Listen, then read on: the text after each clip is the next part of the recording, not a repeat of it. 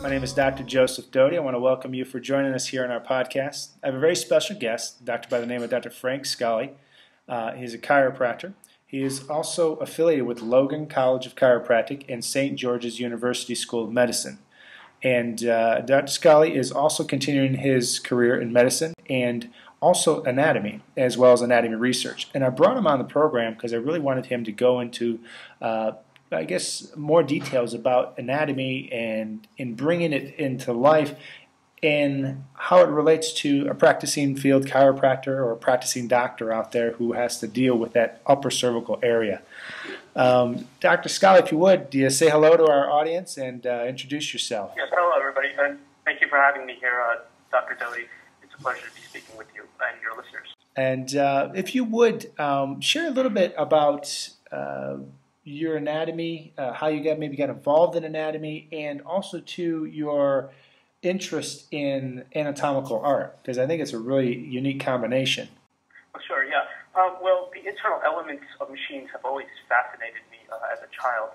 I used to take apart computers and machines and draw the structures to grasp a better understanding of how they worked. My art evolved in a younger age into portraits of individuals along the years. But it really kind of hit off during my chiropractic college years where I attended my first anatomy course. And I was able to take apart the most elaborate machine in the universe, which is the human body. My fear of working with these cadavers quickly was replaced with the fascination of the subject. And I was able to understand the structures underneath the skin from that point. Along the way, I realized that dissection is not only a skill, but it's also a form of art. And I began working as a prosector at Logan University, and I spent the remaining years there dissecting and teaching students. So this in turn led to a couple discoveries, my art publications, and eventually when I continued my started pursuing my medical degree at St. George's University, I eventually started dissecting for Dr. Mario Lucas for a new Gray's Anatomy Dissection Manual, which is expected to be published within the next year or so. So that's pretty much how I got to where I am today. That's exciting. I mean, I remember back to when I had my schooling, and we did quite a bit with Dr. Frank Netter's drawings. I remember having the manual and all that, and it was fascinating because obviously you have to have. It's very helpful to have that component where you can see the anatomical drawings. Something interesting, I guess, is really kind of how one of the reasons I reached out to you. You've been doing some more recent research, and you found some interesting anatomical findings related to the upper cervical area. There's just some particulars on it you can share with our audience? Sure. Yeah, that is true. The most recent discovery is a gross anatomical study of a soft tissue bridge which communicates the rectus capitis posterior major to the cervical dura mater in the atlantoaxial interspace. So just to give you a little refresher, the rectus capitis posterior major is a small muscle. It's one of the muscles of the suboccipital triangle, and it has it's a small tissue component that actually attaches the muscle itself to the cervical dura mater.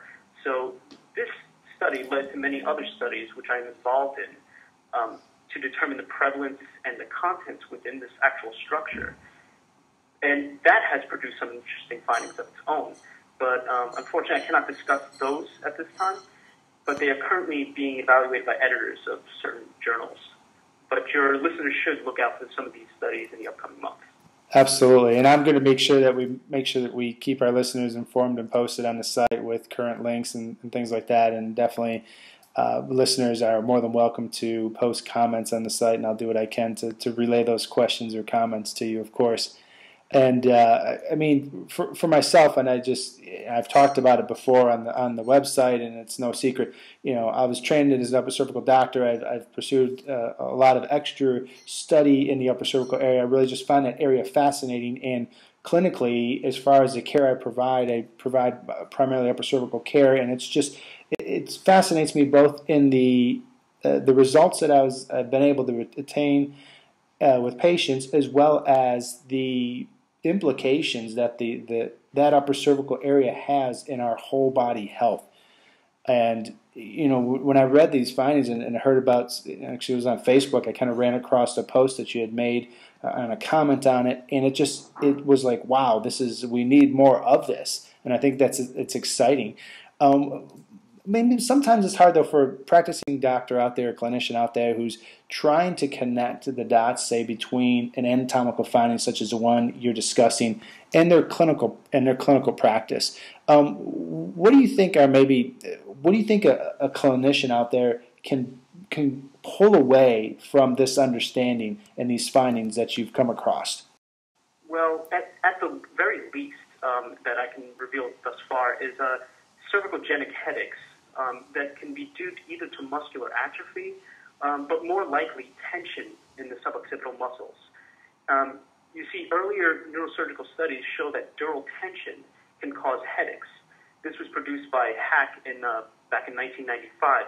He found a similar structure of the rectus capitis posterior minor, and so it would make sense that a muscle that communicates directly with the cervical dura can create similar headaches to the ones that we're seeing in this earlier study.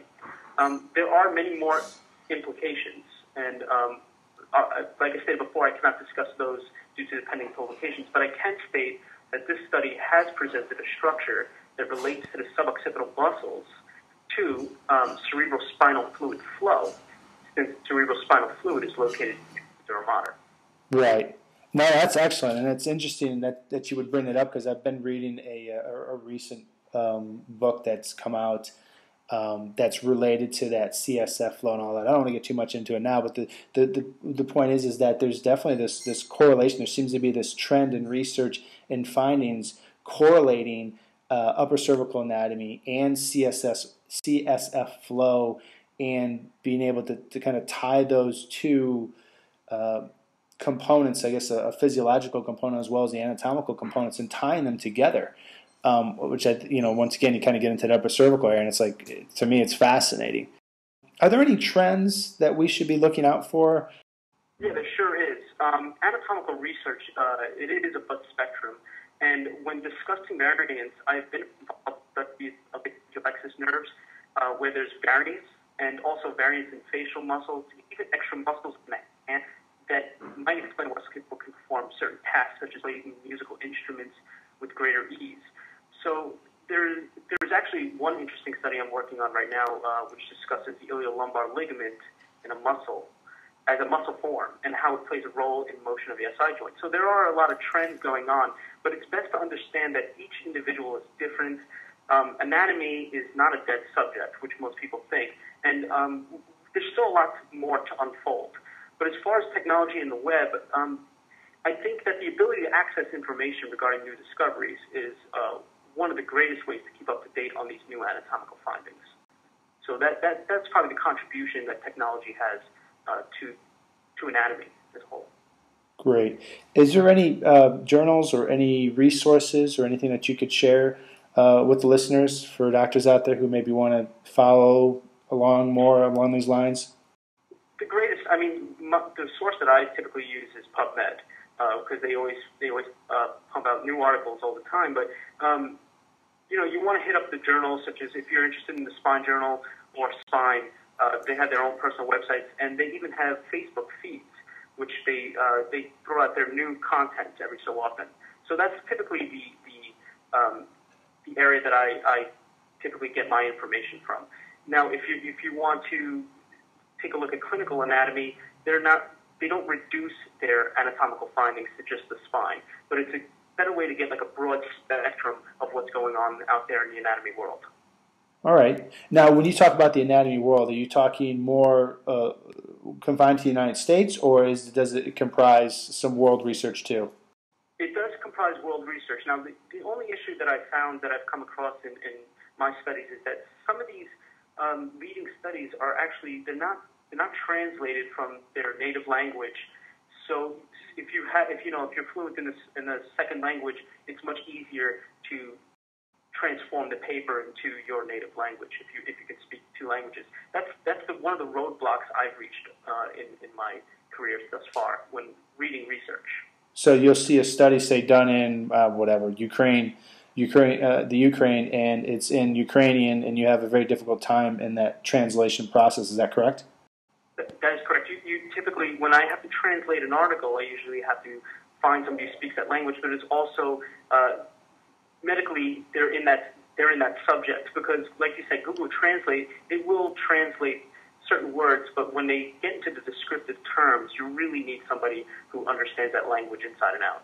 Oh, sure. I mean, I've done my fair share of translating documents, having documents translated for me, and it can be very difficult dealing with a translator who doesn't really understand the concept of what they're trying to relay, or maybe even somebody who doesn't understand the nuances of the culture in relationship to that concept. You know, if you use an analogy, say, you know, a baseball analogy, well, that's great if you're from the United States, but if you're using that same baseball analogy and you're trying to explain it to somebody in a country who doesn't even know what baseball is, or maybe have seen it in passing, the analogy is totally lost. So obviously it's, as I say, lost in translation. Well, if you would, Dr. Scali, any last words for our audience? If you don't mind, I would like to actually just kind of go back, because I never really discussed depending on the modalities of treatment, because I know you have a broad spectrum of listeners. So regarding this study that this rectus capitis posterior major, for chiropractors and osteopathic physicians, as well as physical therapists, keep doing your cervical and muscular release techniques, as well as acupuncture, which all may alleviate the headaches produced by the suboccipital muscles. Right. And I also believe that this discovery explains why certain headaches manifest. And it's also been shown, if you have more of an allopathic approach, surgical excision of a soft tissue communication, similar to this discovery, are being performed as well. So this finding is also important to all these other modalities. So I think that's important to let your listeners know as well. Sure. But the last word, basically, I mean, if your listeners can search some of my work on PubMed, and my art is presented on my website, which is www.drfrankscali.com. And they can even find me on Facebook, which is facebook.com/fscali. Excellent. And so those are the best ways for my listeners, for the listeners here, to get a hold of you, correct? That's correct. Excellent. And all right, I guess, do you have any projects coming up or anything that's coming up that you're looking forward to? Yeah, we're doing a couple of more studies on this area. We're checking out the histological aspect of this new structure, and we're also working on some other structures. One of them being, like I stated before, in the SI joint. So those are my areas of study at the current moment. And like I stated, anatomy is a broad subject, but it's important to know that it's, like I stated before, it's not a dead subject. So those are my more exciting areas of research at the current moment.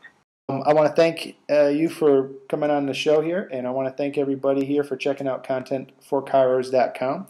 And by all means, check out the website and check out Dr. Scali's website, and stay informed and keep on rocking. All right? Thanks, everybody, and have a good day. Thank you, Dr. Scali.